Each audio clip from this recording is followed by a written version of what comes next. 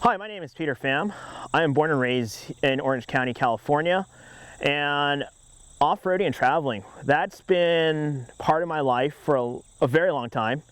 And with that, I've traveled since I was a child and doing around the world, from just family vacations to solo expeditions.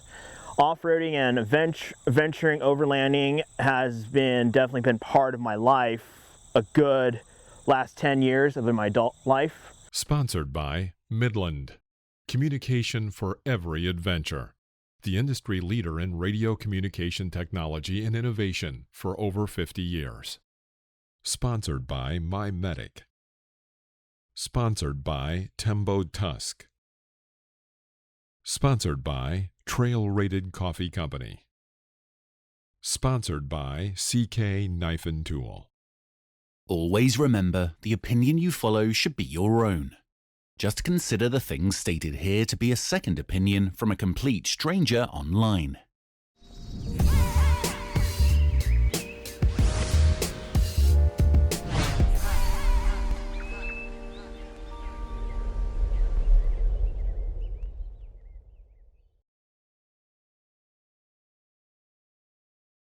So what I do is I am a freelance photographer. I travel around the world shooting for companies, from various outdoor companies to automotive companies to just travel companies. And it allows me to do what I love, is taking pictures of beautiful places, experience different cultures, but then capturing those moments and then sharing those moments with people. And it's been both a blessing and a curse. You know, you have the hard times of being on the road 7-8 weeks up to a couple months, even a couple years on the road, and it's just you're living out of a little bag, or sometimes just a backpack and a suitcase. You know, that's the reality of me traveling. I don't get that plushy travel that everybody looks at. I create those content for those companies so they can promote that, and you know, we do the grunt work, but it's still enjoyable. You know, like you get to enjoy the landscape, the people, the culture. That there's no way to put it into one single picture or a single moment. Rather than you have to be there. So how I got into freelance photography and integrating it with traveling and overlanding, off-roading with vehicles and any form of means of transportation, it was kind of, I got tired of the 9-to-5 corporate job, and that was great. I got a chance. It's like, okay, I can do that. Now what can I do next? You know, like I don't want to live comfortably. I want to live uncomfortably, in a way. Like, I don't want to live where I have to standardize everything. Like, everything's like your set schedule, set everything. I rather live a life where I can figure out what's going to happen next. What's the next adventure? What's the next outcome of something? And being able to do that allowed me to experience more than what if I was stuck with my normal 9-to-5 job. And you know, being a structured 9-to-5 job is great, but doing what I do now, yes, I put more hours in what I do, but it's more enjoyable hours. Like, I can't, you know, like it'll take me 4 or 5 days just to travel around countries or just across the state, driving 12-hour days just to get to a spot, just to shoot for a day, and then do another 12 hours that, and it's a lot more work, but it's just so much more pleasing. It's so much more enjoyable. I feel like I can grasp that kind of moment that you just can't. You know, it's so much better than shooting a 9-to-5 job. That's a very broad term now these days. I mean, I feel like, what is the definition of overlanding? And there's just so much definition these days. And my definition of overlanding I've always been is the means of moving and exploring without a destination. And what I mean by destination, or it's the journey that you take moving from one point to another and enjoying that to the destination you want to get to, but that journey is what makes a trip, an adventure, and that's why I think of overlanding. And overlanding for me, it could compile from a full-on build giant rig that has everything I need, to a motorcycle, or even over to a bicycle. Like just using that mean of transportation, and then from there to even just using a simplified, just a car. And that's what I feel like overlanding is. It's the mean of moving around places, discovering places. And why I say that is because I've done a lot of from taking out full expedition vehicles, traveling means of points to points, to traveling with a piece of junk car around the world that was not made for going around the world, to taking a bicycle and riding across continents and exploring places off-roading and on-road, to just the means of even taking a motorized one, and going exploring outdoors. And that's what for me was my way of overlanding, and how I look at overlanding now.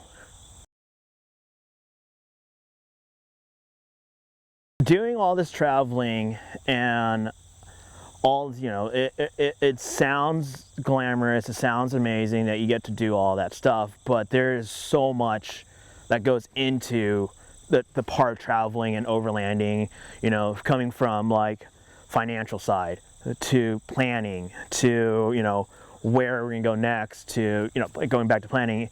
And for me, it is, financially, it is sometimes, I'm fortunate enough that I have companies I work with that I can get paid to do this, but it's also a hustle to get those companies to persuade them, like, hey, what do you think about this trip proposal? Or, hey, we can do a product photography for this product, but we're gonna have to do this trip with this. Let's take it to the next level. Like for me, it's always asking the question is, what can we do to take the next level? Where can I take my passion, my hobbies and everything, and then finding the financial backing on that? Like a good example, when I travel around the world, I was driving a vehicle that was not made to travel around the world. It was a little piece of junk car, and I proposed, like, hey, we're gonna go drive around the world.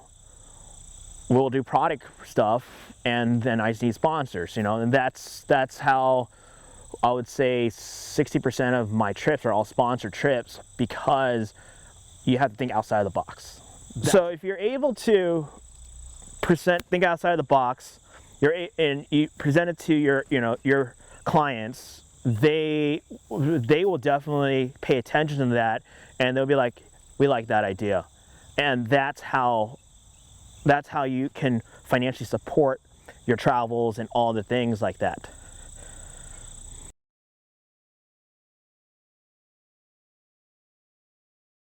Like, like when you get a chance to go on trips with me or anything like that, you'll see how I will prepare myself food that people are like, you really eat that? I'm like, yeah, it just gives me calories at this point. It just gives me power through. But if I get an opportunity to like go in with a group trip that we're going with out on an expedition group trip, I will prepare a full-on 5-course meal. Like, there is no doubt that I will make sure you get fed well. And I think that's probably one of my tickets these days now for people to invite me on trips. They're like, let's take Peter, he'll cook.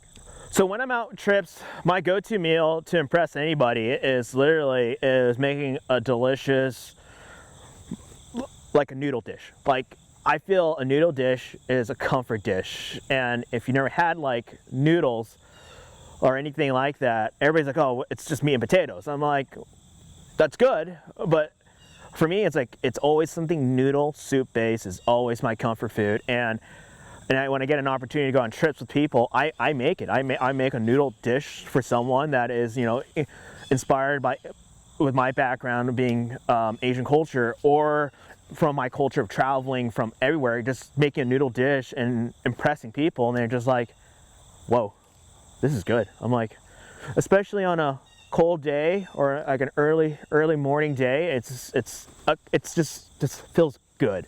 A good noodle dish is like the best thing to do. It's easy, quick, and delicious. That's how I call it. I feel like in today's world, trying to start somewhere, it's a lot. You know, like people like think that you have to invest so much to get there, and that's a two-way questions on. That's a two-way it goes there. Like, are you willing? You know, like how I look at it is, get out there first. How do you feel comfortable with that? Just with the bare minimum, and then go in. Okay, I liked it, but I didn't like it. Then you go back and, you know, I look at it going back and forth. Where, you know, what could I have done better? What can I improve? And that's how I feel like any adventure, any journey, anything you do is,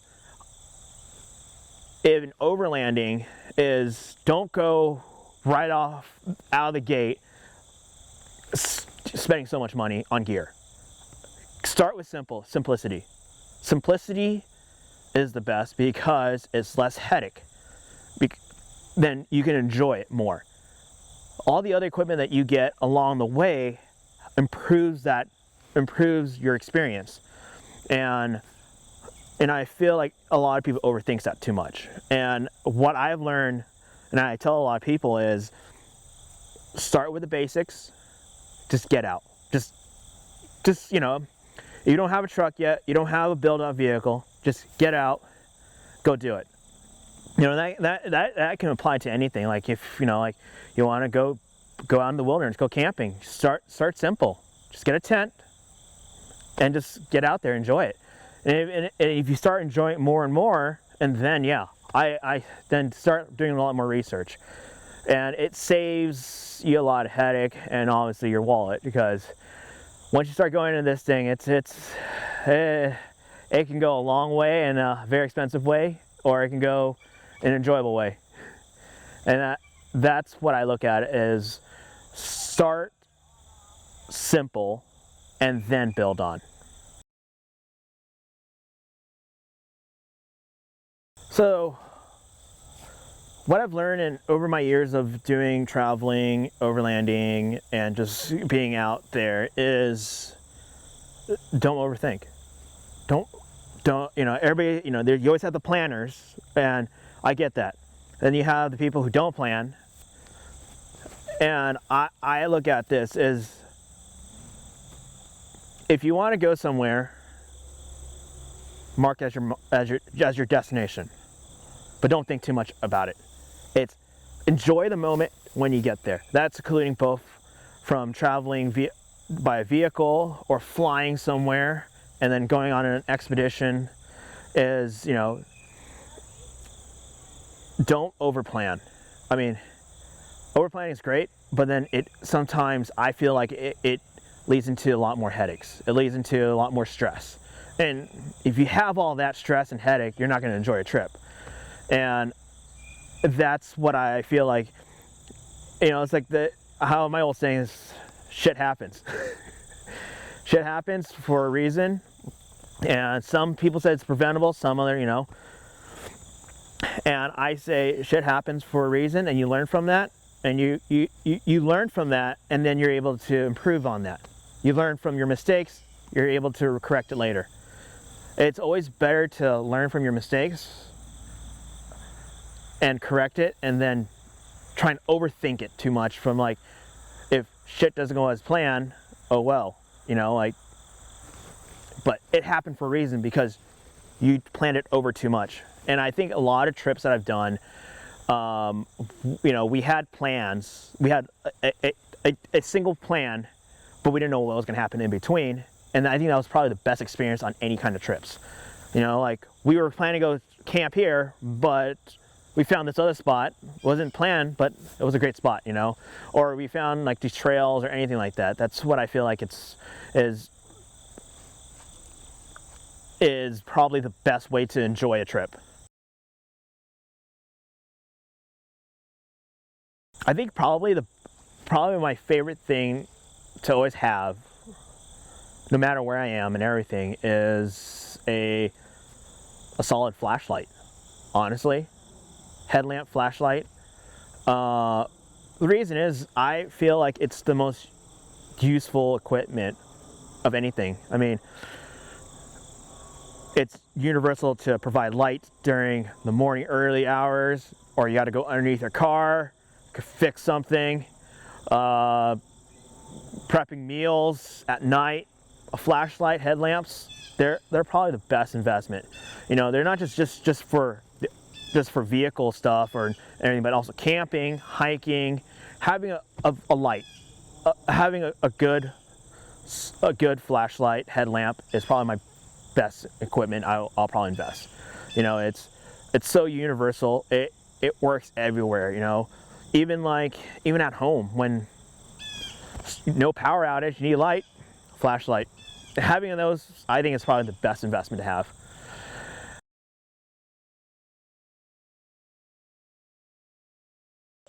The first meal on the journey, for me, as my first meal before a journey is eat well. And I go with for me, it's like a bowl of pho. It's just the most comfortable food. And for those who don't know what a bowl of pho is, it's a Vietnamese dish that is noodle with your choice of any type of proteins and soup. And it's just warm and comfort. And it just feels great even during 90-degree weather or sub-zero temperatures. And, you know, that's what I'll be craving after a journey, you know, like after eating, you know, if I'm doing a solo trip, I'm usually eating bare minimum, like just keeping it simple. And then I know, because after I'm done with the trip, there's to be something good. And so usually a bowl of pho. That's my comfort food, and for both beginning and ending of a journey.